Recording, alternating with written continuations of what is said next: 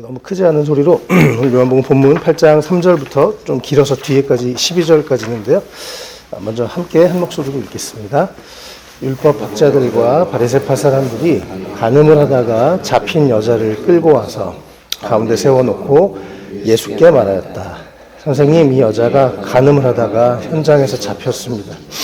모세 율법에 이런 여자들을 돌로 쳐 죽이라고 우리에게 명령하였습니다. 그런데 선생님은 뭐라고 하시겠습니까? 그들이 이렇게 말한 것은 예수를 시험하여 고발할 구실을 찾으려는 속셈이었다.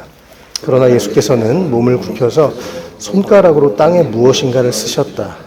그들이 가르쳐 보니 예수께서 몸을 일으켜 그들에게 말하셨다. 너희 가운데서 죄가 없는 사람이 먼저 이 여자에게 돌을 던져라. 그리고는 다시 몸을 굽혀서 땅에 무엇인가를 쓰셨다.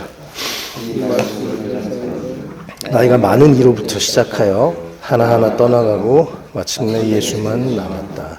그 여자는 그대로 서 있었다. 예수께서 몸을 일으키시고 여자에게 말씀하셨다. 여자여, 사람들은 어디에 있느냐? 너를 정죄한 사람이 한 사람도 없느냐? 여자가 대답하였다. 주님, 한 사람도 없습니다. 예수께서 말씀하셨다. 나도 너를 정죄하지 않는다. 가서 이제부터 다시는 죄를 짓지 말아라. 예수께서 다시 그들에게 말씀하셨다. 나는 세상의 빛이다. 나를 따르는 사람은 어둠 속에 다니지 아니하고 생명의 빛을 얻을 것이다. 아멘. 예. 오늘도 지난주에 이어서 요한복음에 예수님이 에고에이미, 나는 누구다라고 직접 자기 자신을 밝히신 그 내용들 두 번째 시간인데요. 예수님께서 오늘은 세상의 빛이라고 예수님께서 본인의 이 정체성을 직접 우리 가운데 가르쳐 주십니다. 성 어거스틴이라는 아주 유명한 사람이 죄는 미워하되 사람은 미워하지 말라, 이런 아주 유명한 말을 남겼는데요. 우리 안에 이렇게 죄와 사람을 구분할 수 있는 또 지혜가 있으면 좋겠습니다. 오늘이 방금 우리가 읽은 것처럼 아주 유명한, 성경의 유명한 내용이죠. 안 믿는 분들도 많이 아는 내용인데요. 간음하다가 잡힌 여인에 대해서 유대인들과 예수님의 대화의 모습들을 우리가 오늘 보았는데, 이 본문을 가지고 세상의 빛인 예수님이란 제목으로 세 가지 내용을 함께 나누도록 하겠습니다. 첫 번째는 다른 사람에 대한 정죄를 그치고 주님 앞에서 나를 돌아보는 그런 지혜가 우리 가운데 있으면 좋겠습니다. 네. 오늘이 방금 읽은 것처럼 간음하다가 현장에서 잡힌 여인, 이 여인을 데려왔습니다. 유대인들이 일부러 아주 의도적으로 이렇게 데리고 와서 예수님을 공격하려고 했죠. 그래서 6절에 예수를 시험하여 고발할 구실을 찾으려고 일부러 간음하던 여인을 데리고 왔습니다.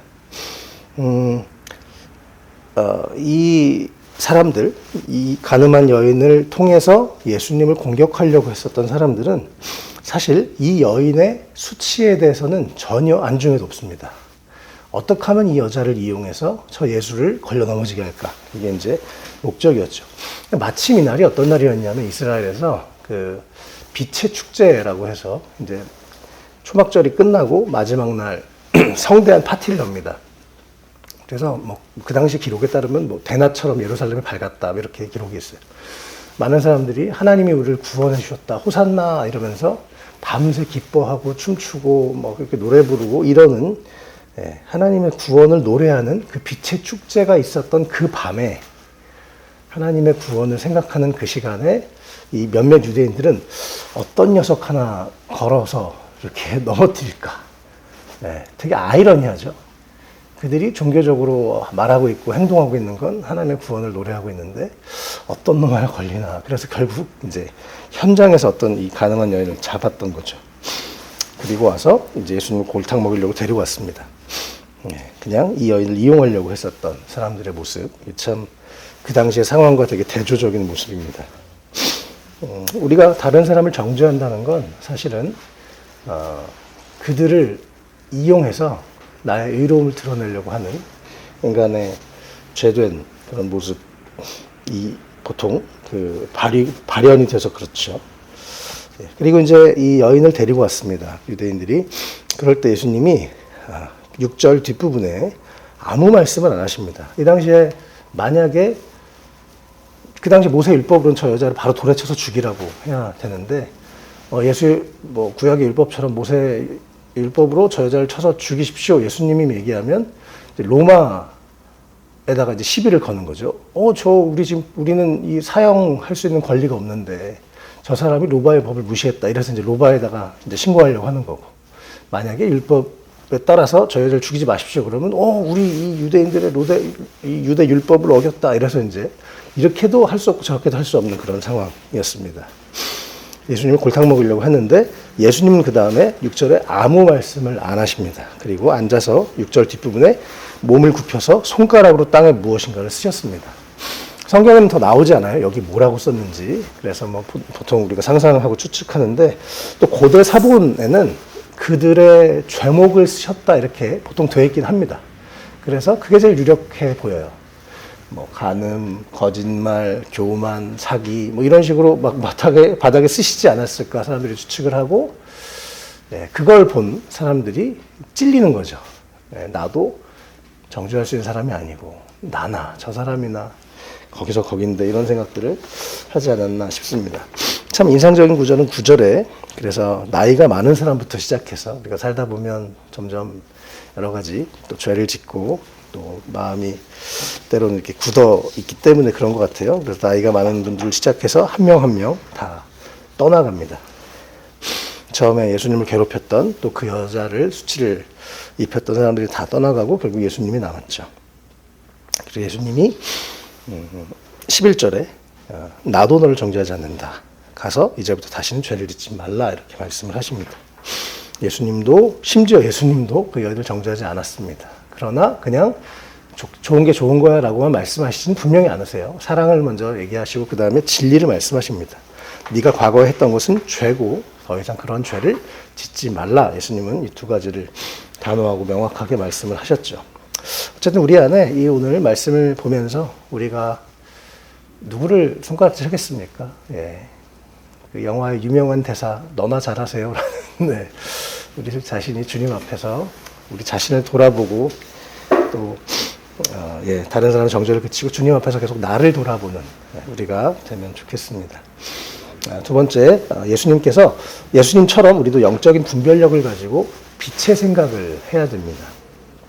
12절에 예수님이 이 사건에 이어서 내가 세상의 빛이야 라고 말씀을 하십니다. 그래서 이 사건과 이 말씀이 연결이 되어 있는데 특별히 12절 뒷부분에 나를 따르는 사람은 어둠 속에 다니지 않고 생명의 빛을 얻을 것이다 이렇게 말씀을 하십니다. 예수님을 따르면 어둠 속에 다니지 않고 생명의 빛을 얻게 된다고 합니다. 제가 이제 감옥에 있는 분들 계속 돕는 일을 하고 있는데 이번 주에 어떤 분이 편지가 왔어요.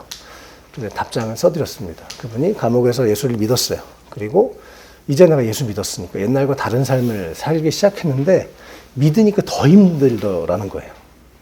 더 괴롭고 내가 지금 잘하고 있나 싶기도 하고.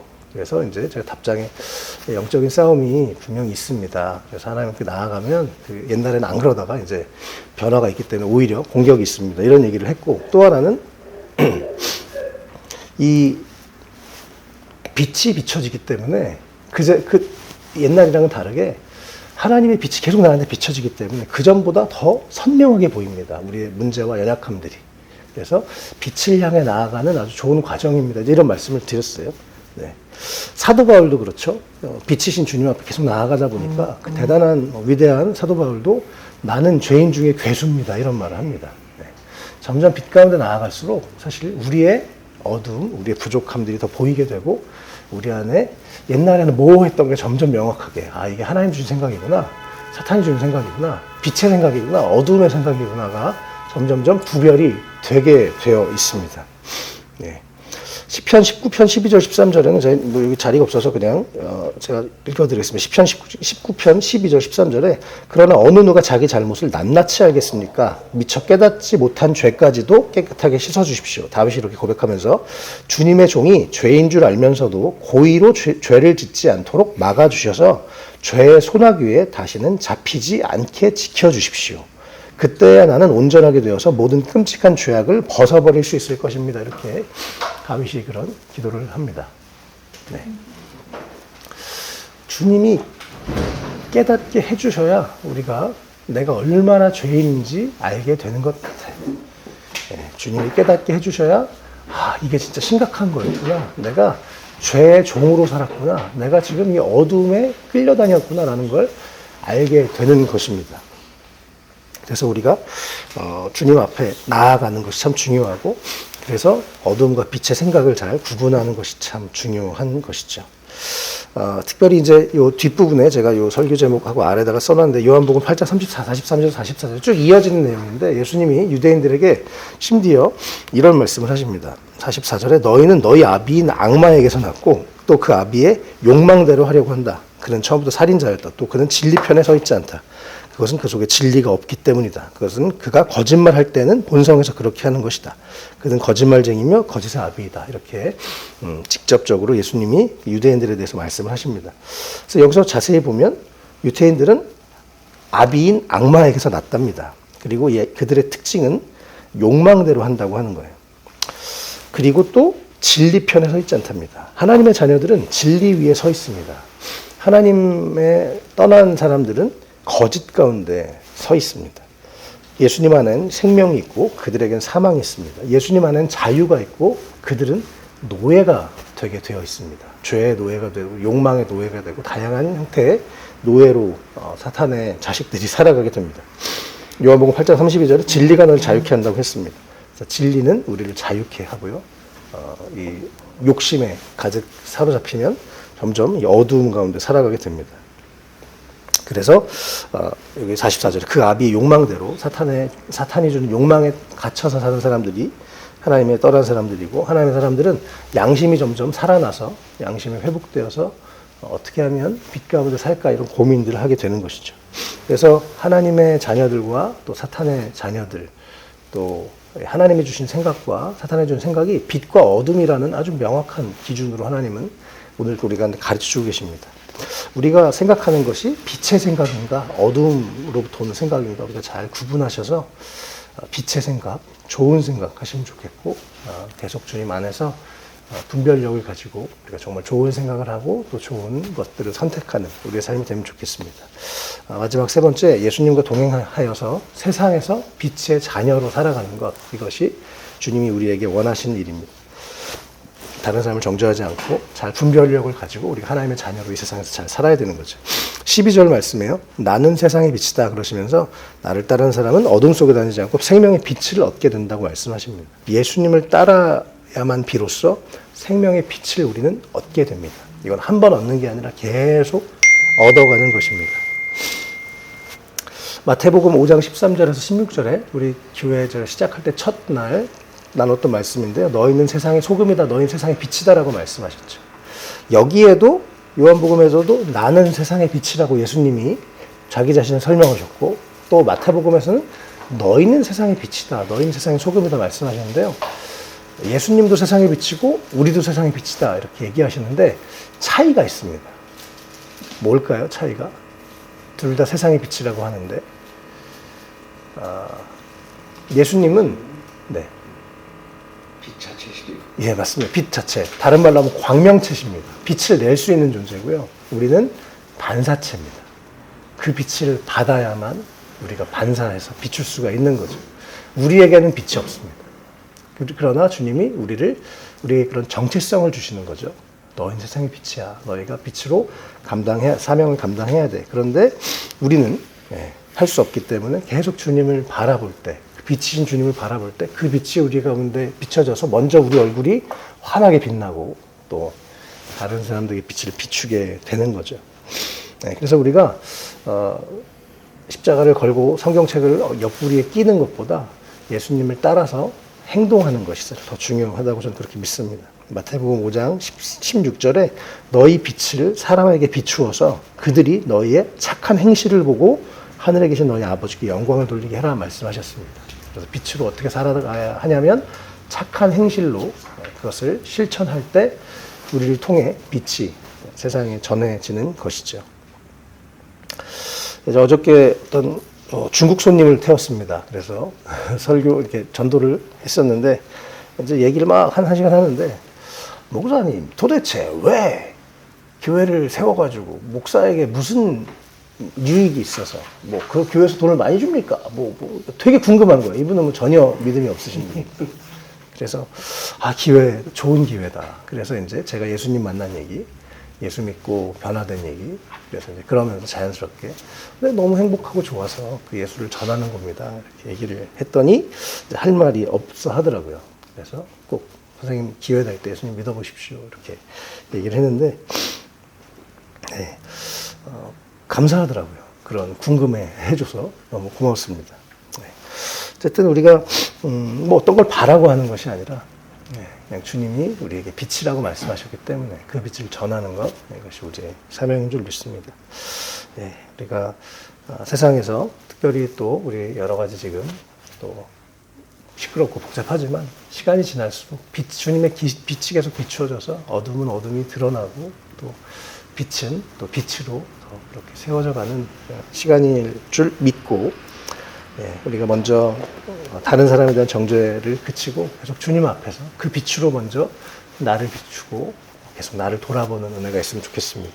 또 예수님 안에 영적인 분별력을 우리 가지고 빛의 생각과 어둠의 생각을 잘 구분해서 이것이 종교적인 생각과 또 유교적인 생각과 다르게 하나님이 주신 생각과 진짜 사탄이 주신 생각을 잘 구분해서 오늘 이 유대인들처럼 종교적으로 막 마녀를 사냥하고 막 사람을 잡고 다른 사람의 수치는 신경도 안 쓰고 예수님을 공격하려고 하는 그런 아주 겉으로는 거룩해 보이지만 좋지 않은 모습이 아니라 정말 예수 안에서 우리가 정말 선한 마음 또 선한 행실로 분별력을 가지고 빛의 생각을 하고 또 예수님과 동행하면서 빛의 자녀로 살아가는 우리 모두가 됐으면 좋겠고 또 우리 교회가 되면 좋겠습니다.